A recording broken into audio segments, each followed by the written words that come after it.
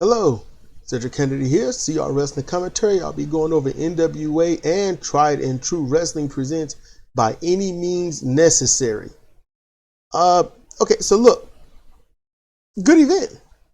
Some things could have been better. Okay, I'm gonna be honest with you. The women's section could have been better. Could have been better. And what's his name? Let me scroll down here so I can get his name, because his section could have been better too. Judias, his section could have been better, and I'll explain why when I get to him. But I wrote notes. I'm gonna run through them real quick, hopefully. So, all right. So we got NWA and Tried and True Wrestling. I have not heard of Tried and True Wrestling. In terms of mention on the show, I've seen the name, but I've not seen anything of them. I haven't seen a logo. I haven't seen anything like that. Just the words on a page, and that was late last year, I think. So I don't know. But By Any Means Necessary, and I was like, okay, Trying True Wrestling.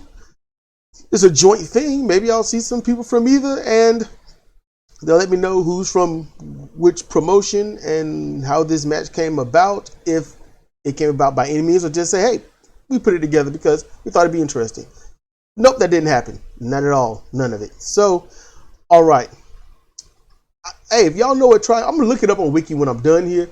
But if y'all know what it is, you can throw it on down there in the comment section, and then it'll be there for everybody who sees this and wonder, what is Tried and True Wrestling? All right, so let's roll with this. So, it opens up with Jack Dane on the topic of his match with Crimson in the steel cage match. And the way they present it, it was like it's going to be in this show, but it's not. So I don't get it. So I guess it's going to be at the December pay-per-view, or whichever you want to call it. Internet view. I don't know. But Jack calls out Crimson's government name, and I'm like, oh my goodness. This is getting kind of personal. And he comes across making it sound like violence is delicious. And that made me believe him. You know, I was hanging on to what he was saying. You know, and this is definitely going to go into the list of people requested by Zemo times 2 on who I don't like based on personality. Not saying that this, no, I like Jack Dane so far. When he was first introduced, but I'm liking him. Seems like he and Crimson were both sort of buried under tag team. I don't know, it just seems weird. So they cut that. Now Pope is introduced by Joe Galley. So on commentary is Velvet Sky and Austin Idol from the voices I could make out. Velvet's always there. Austin, I know his voice, but it's hard, as weird as it is, to remember his name. It's strange. I'd not heard of Austin Idol while watching wrestling when I was a kid, but I hear about him now. It's like, what? That's the reverse order, isn't it? I should be asking, where's he been? I'm glad he's okay. I hadn't heard of him until now. So Pope is introduced by, is interrupted by Colby Corino and the Fixers. Okay, whomever the Fixers are. But it goes into that later on. Allowing Galley to return to commentary and introduce the before mentioned. Pope doesn't give Kobe a chance to talk and promos the beginning of the match. The Fixers stay at ringside, and Velvet acts like she's never been a heel, asking unreasonable questions. You know, like, why are they still here? Why are they at ringside? What do they want? It's like, you know, beautiful people member, you know. However, she harkened back to a fight with Idol, and not a physical fight. And it was about Rice Krispie treats, which is better, store-bought or homemade? Hey, I agree with Sky. Homemade is better. Homemade Rice Krispie treats are better. If you can eat them, if you like them, if you enjoy them, then not only do they have better flavor, but they're safer. Look at the ingredients you need for those, and then look at the ingredients you get from the store. I'd rather eat them from home. Okay? Just saying. Kobe, at some point during this match with Pope, Kobe misses a diving double foot stomp, and while that indie-rific look of "what do I do" comes across his face, Pope rolls him up to further the contest before the crowd can see further into it. And when he hit the mat and missed the move, the crowd had this tone like, "What?" And Kobe looked like, he looked like Kenny Omega seeing his dick for the first time. That's what he looked like. So, let's see, let me gather where I was. Gotta move the mouse.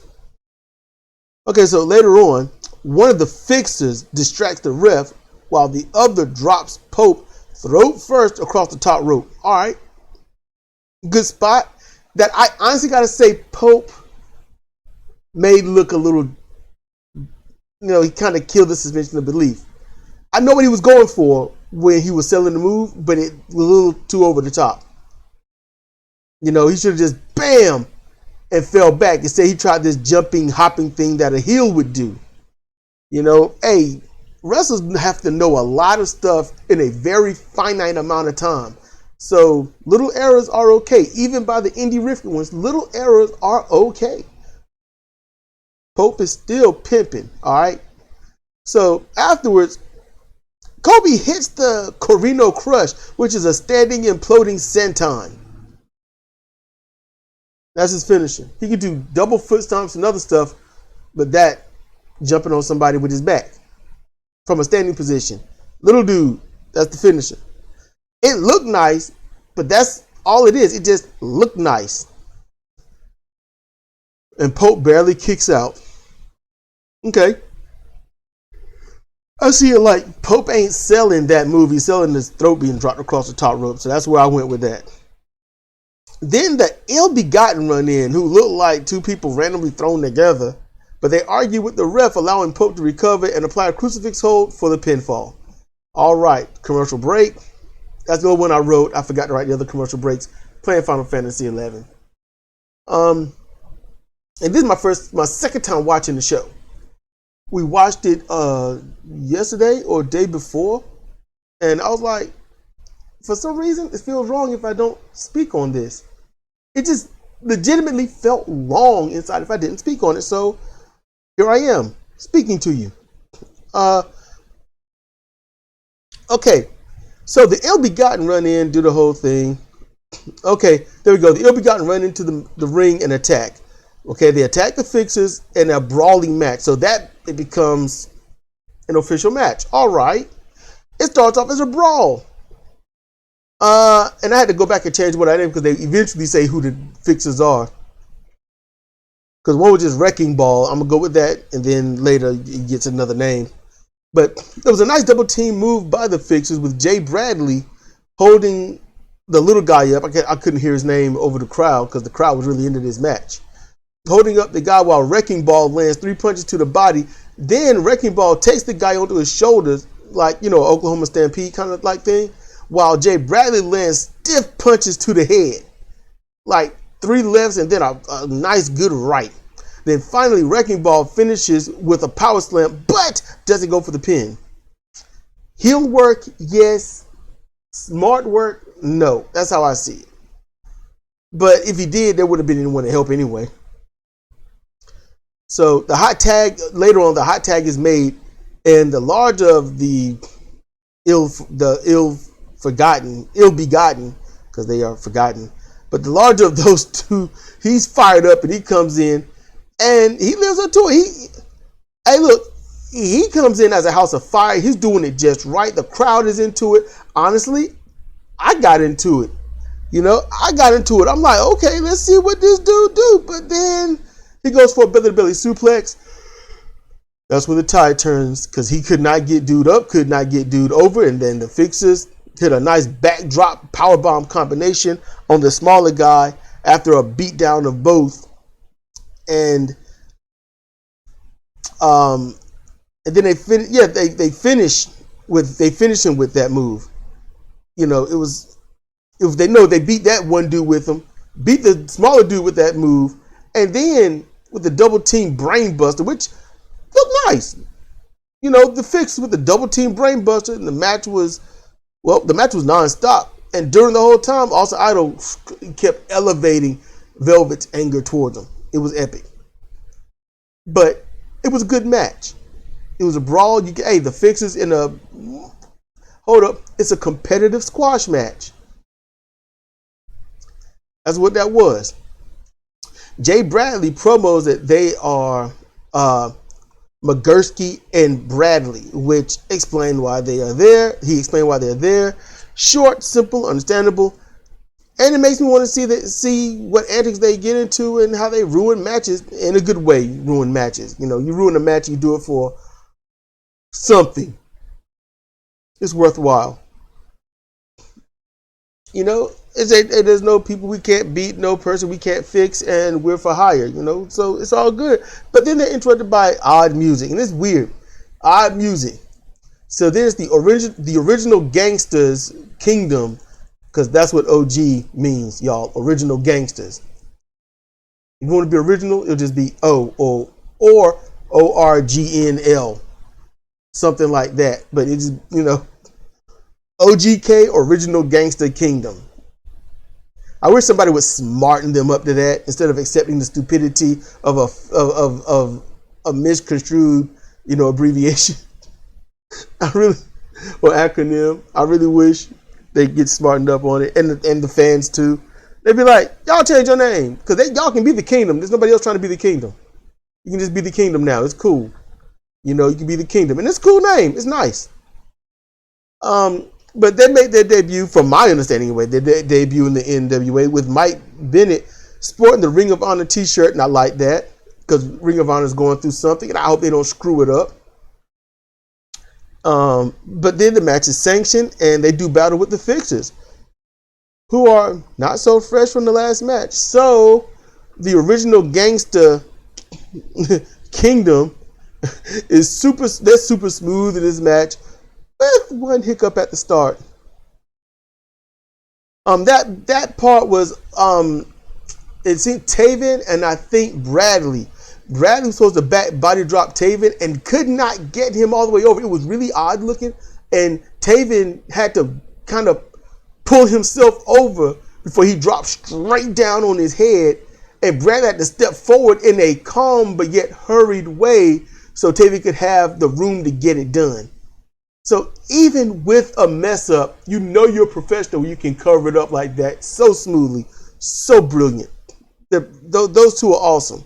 And I'm glad nothing bad happened. But then when he hit, Taven was holding his knee, and we know that he had knee problems. And since he's new here, it's sort of like you don't have to sell a knee injury.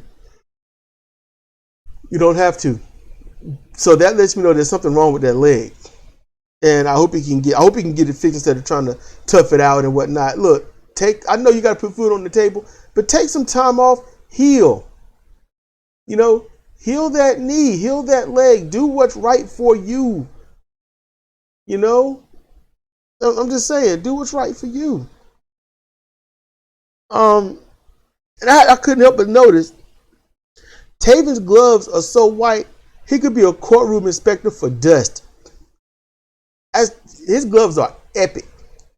But the match is highly competitive, and while the Fixers lost, because come on now, OGK come in and lose, that ain't gonna happen. They looked amazing, and you can fully understand their level of work in that ring. I'm looking forward to hating them. The Fixers, I'm looking forward to hating them. I like the way that team look, and they're gonna tick me off if they do things right. I can't wait. Sometimes you can't wait to be mad. You want to be invested in and enthralled into something. And so then we get to the fifth match. This comes up. The Sinister Minister, Father James Mitchell, cuts an epic promo, as always, in favor of Judas for the upcoming match. Cedra and I would love to see a short promo duel between he and Samael of Contra Union. I'd love to see that. Just thinking about it. Ooh, yeah. I would like to see those two go at it. Just for a little bit. Nothing too long. Nothing short. Just a nice back and forth about an upcoming match and who's going to be better or whatnot, that would be good. I think that would be awesome. So this match is Sal Rinauro, and he cuts a pre-tape promo. It's a little box that he's in. He's like, I'm in a box, and it's kind of funny. But he babyface promo, and I think he did well for it. I miss those little promos. When they're coming to the ring, you get to see the backstage promo that they cut earlier. I miss seeing that. It's nice. It's on the way to the ring. You get some entertainment on the way. It kills any boredom momentum that could be gained, snuffs that out, and keeps them entertained. So that's good. I like seeing that. So the stipulation, if Sal loses to Judas, he can't wrestle for the national title for 18 months. So they're going with the 666. So 6 plus 6 plus 6 equals 18. 18 months, yada yada. Sign of the Roman invaders or the Roman people that's going to be the downfall, or the sign of the devil, which no one knows what it looks like and where it came from and how it's been piecemeal from paganism. Throwing all that in there because I find it silly to do that in the first place. But I get it. He's trying to get under the skin of the fans, yada, yada, yada. Someone like me, I'm like, I get it, but, not sold on it. It's not menacing to me. But that's just me. If y'all liked it, hey, I ain't trying to spoil your fun. Just let you know where I'm coming from. All right. Sal got brutalized throughout the whole match, made a small comeback, but not enough to fool the fans, and was then defeated with a tossing crucifix powerbomb. This means Judas will face Chris Adonis for the national title, allegedly. Post-match, Sal Rinauro begins talking to himself, or no one, citing, "It's your fault. This is on you," etc., etc. Now we get to the tag match. This is the sixth match. It's Tootie Lynn and Thunder Kitty, who was announced with such a flat tone. I wish they would stop that when it comes to enhancement wrestlers and stuff like that. Announce them as you would someone else. Because other than that, the fans are like, oh, well, we know who's getting beat today. In the ring, Tootie Lynn and her partner, Thunder Kitty. And your tag team champions, the Hex. And now it all come out. Allison Kay and Marty Bell. Oh God, who's going to win? Who's going to win? See what I'm saying? Who's going to win? Don't do that. Don't do that. Enhance the enhancement people. All right, people? Now I'm going to say something about Tootie Lynn. I know she's trying to do a thing with the cotton and whatnot. Don't. Because during your match, you don't get none of that stuff in. That's the problem. Don't do things at the opening of the match that has nothing to do with anything that you're going to do in the match. If you're going to bring a sickle to the ring, you best gouge at somebody. You bring a chain, you either hit somebody or threaten or attempt or use it to cheat from time to time. When she gets in, looking as cool as she do, but she gets in and does this kata, and it's like, you're not going to do any severe martial arts. And I ain't talking about some legit stuff. I mean, just in general for it to look decent. Ain't that kind of match. You're not going to get that in. It's not going to happen. So don't do that. Find something else. There are a billion poses and some that ain't been done yet. Find something. Find you, but that ain't it. You can look at her and tell she wasn't comfortable. And if she was, oh my goodness. Just saying. It was a good basic match with Thunder Kitty establishing her team as the heels. That was like halfway through the match. I'll do what I want. Get away from me. Shut up. She grabbed the hair. She knows what she's doing. This turned more or less competitive with lots of questionable moves from the team of Kitty and Lynn, because it was just like, not questionable like exposing the business, just how much of a heel are they, and are they going to work together? Are they going to stay together? So that's what I meant by questionable. I should probably phrase that better next time. Anyway, could not help but notice how Kay ignored Bell's call to repeat the same assistant throw into the corner knee strike or corner knee attack. Because they had a nice thing where Bell would hold her hand out, kind of like, here we go. And she, grabbed her hand. Kay did. Spin, whip her into the corner. Bell with the knee strike. Bell's like, yay, we're going to do it again. I'm getting on the ring. I don't care. It was so quick. I was like, I'm getting out the ring. I don't care. Just flat and cold as ice. I'm like, that mess happened again. We ain't gonna be a team for long.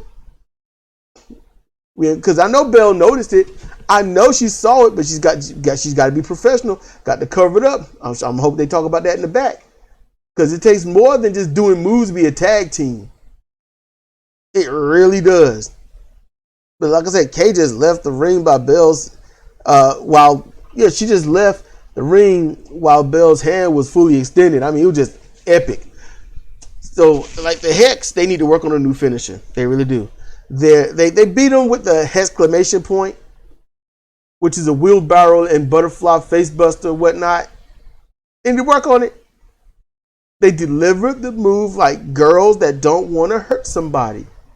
It looks terrible. It's not believable. Or at least not this night anyway, or that night. I didn't believe it.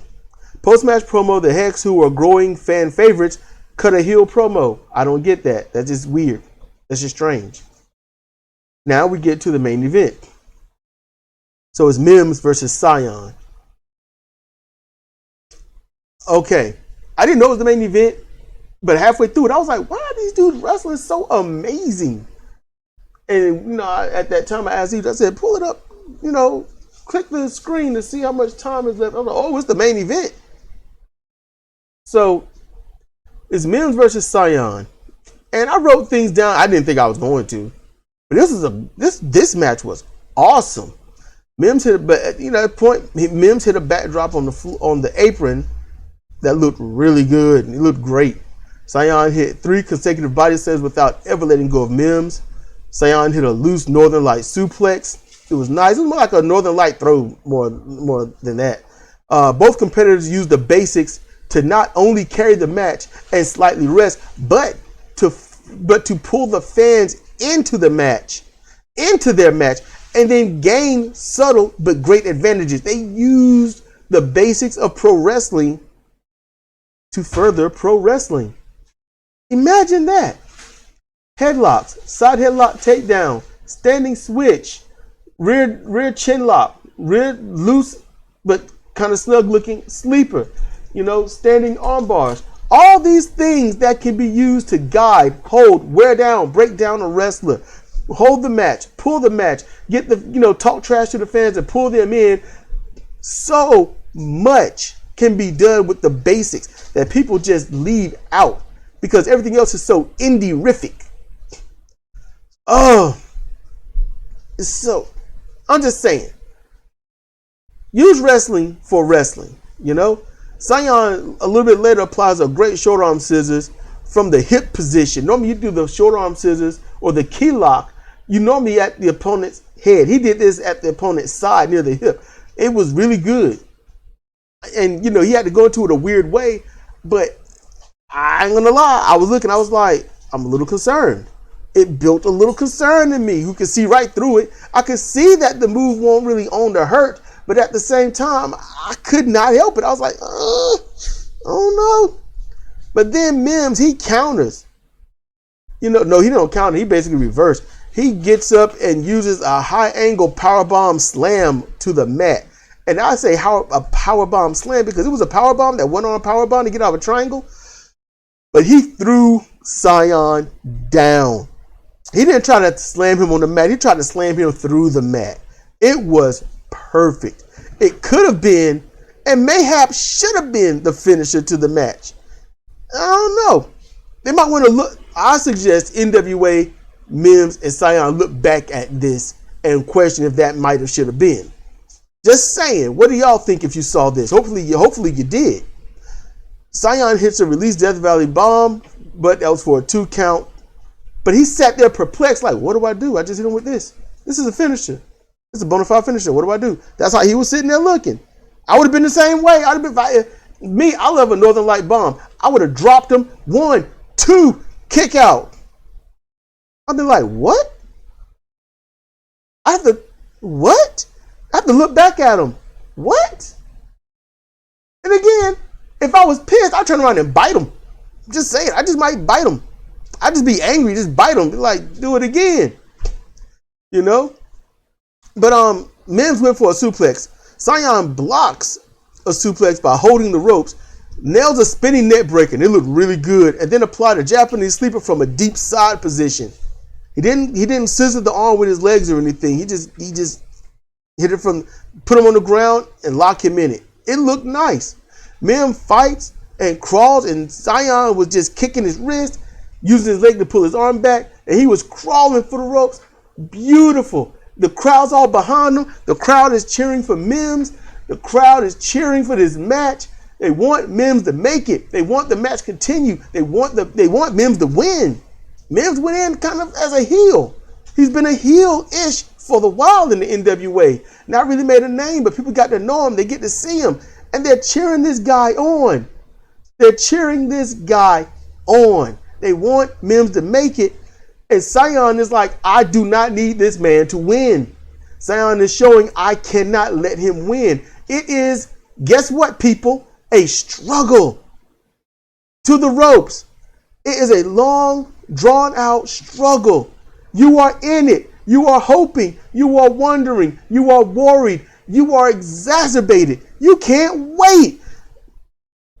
And then all of a sudden, Mims, he's just inches from the ropes. Never seen this before. He is legitimately just maybe an inch or two from grabbing or touching that rope, and Cyan is like, give me that arm.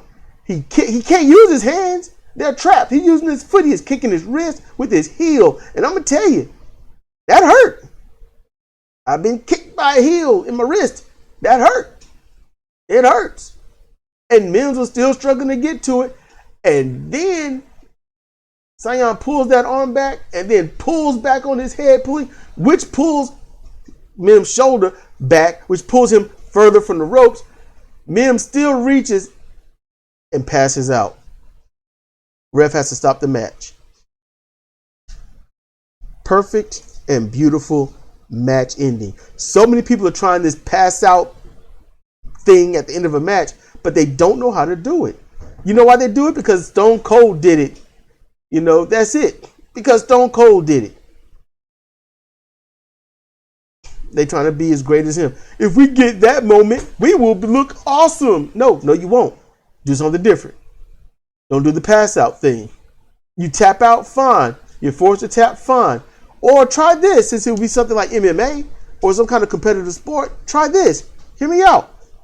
You can't get to the ropes. You can't get out the move. You are in pain. You are reaching back and holding that pained area. You're trying to knock them off. You're punching them. You're hitting them. They ain't letting go. They're wrenching on it. You can't get free. You are hollering. You're biting your finger. You're biting your thumb. You're biting your forearm. You're not tapping out, but you slam your fist on the mat. You can't go anywhere. It's obvious you are screwed. And the ref says, for your safety, I stop this match.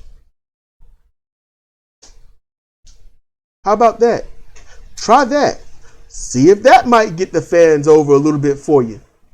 You know, I didn't quit. You stopped the match. Now I'm mad at you, ref. I did not tap. I did not quit. I didn't pass out. You took my health into your own accord. And the ref can say, I'm there to make sure the match is fair, just, and the wrestlers come out safe. That's why I tell you to not have a closed fist. That's why I tell you to open up that fist. Don't choke. Don't eye gouge. Don't low blow and stuff, because I'm there for your safety. I thought you was in too much danger. I stopped the match. You got to deal with it. You can live to fight another day. You're welcome. And then the wrestler's pissed. The wrestler can jump on the ref, beat the hell out of the ref. It starts in angle, people. It's not hard. It's not hard. Just saying. Because I already did that. Cedra and I did that, see our Fire Pro. And it was cool. And I liked it. And it was brutal. So, hey. And there were constant there's a constant, consistent outcome because of that situation. That ref cannot referee that person's match because that person's gonna fucking kill the ref. It's a thing that happens. Well, not legitimately kill, but she would most likely try. And she's big enough to do it. Try doing something different, people. This here with Mims and Cyan, mwah, chef's kiss of a match. Mwah, beautiful. And it's the lead up to the match with Tyrus and Cyan for Cyan's mask and Tyrus's television championship. I would rather Sion win that match. Just saying. But hey, I'm going to get up out of here, all right? So this has been Cedric for CR Wrestling Commentary. NWA and Tried and True Wrestling presents By Any Means Necessary. So thank you for your time, patience, and energy. I hope you enjoyed this. All right, remember, stay safe. Keep yourself and others safe. Glove up, mask up, wash up. Do the right thing. All right, and with that said, good night. See you next time.